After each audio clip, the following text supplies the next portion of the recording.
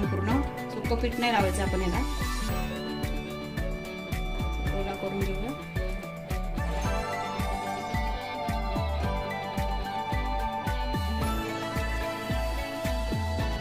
पुरण भरूयात आपण याच्यामध्ये.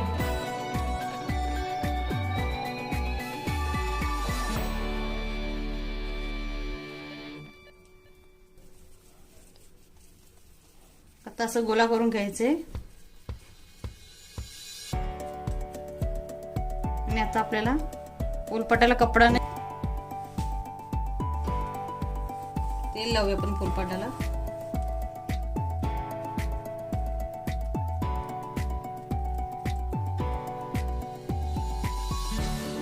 आणि असं हाताने करून लाटून घेऊया.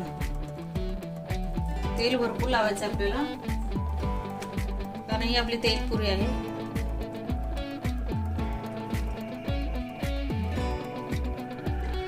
पातळ लाटायची हाताने.